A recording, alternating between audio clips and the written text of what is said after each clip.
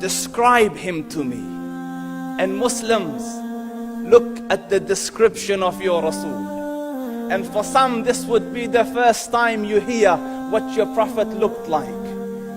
I saw a man of striking appearance. ظاهر الوضاء أبلج الوجه, radiant face, حسن الخلق, beautifully created.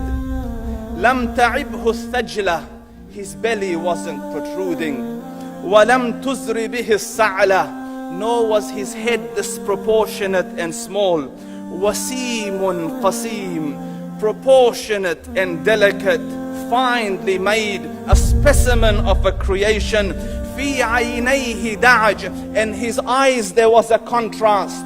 The dark was immensely dark, the white was excessively white.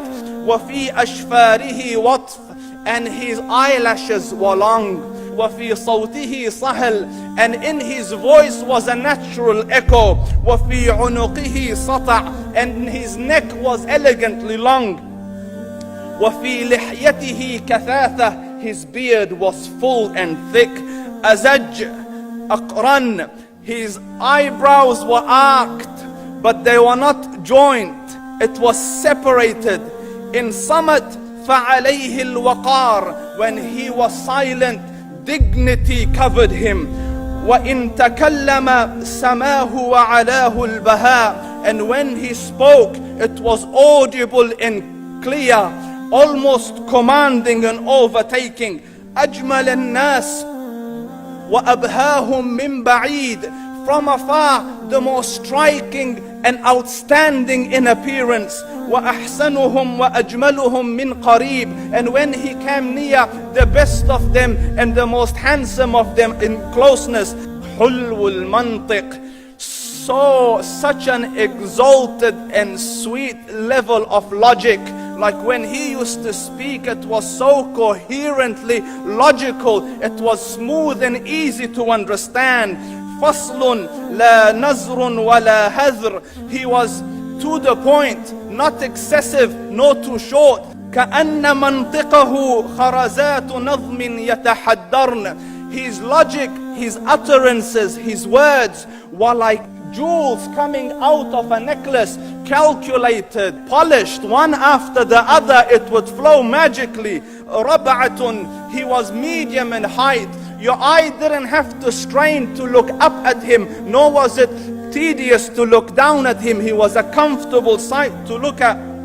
له رفقاء يحفون به, he had friends, the people that were with him, they were working around him to try to serve and protect him. إن قال سمعوا لقوله, when he used to say something, they used to hearken to what he used to say. وإن أمر تبادروا إلى أمره, when he commanded, they used to compete to fulfill the command. This is Muhammad Rasulullah. This is Muhammad Rasulullah. Anas ibn Malik says, he says, I came out one night, it was the full moon night.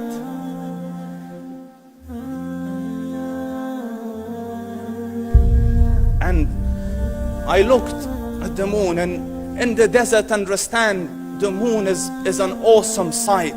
It is smooth, it is radiant, it is clear, it is gentle compared to the scorching sun at which they are used to.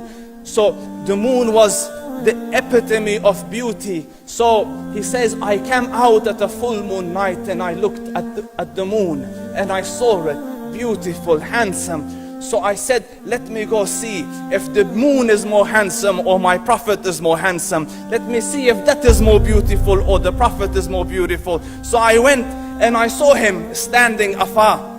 So I looked at his face and I looked at the moon, and I looked at his face, and I looked at the moon, and I looked at his face, and I looked at the moon, and he said, Wallahi, he was more handsome than the moon in its entirety. That is just the look of your Rasul. Aisha radiyallahu anha says, I was sewing with the needle, my needle dropped in the dark, I couldn't find it. I said, Ya Rasul, I can't find it. He moved his face close, and I swear, out of the radiance of his face, I found my needle.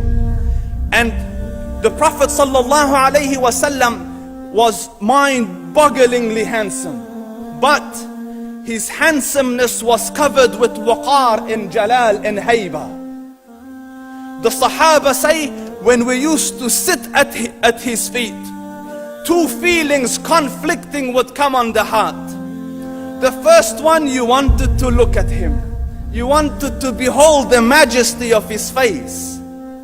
And when you wanted to look up, shyness used to overtake you, so you used to look down. Amr ibn al-As says, I sat with him many times, but if you ask me to describe his face, I can't describe it. I wouldn't be able to look up to him ijlalan wa ta'zeeman. I couldn't look up at him. And that is why he didn't have the problems that Yusuf alayhi salam had.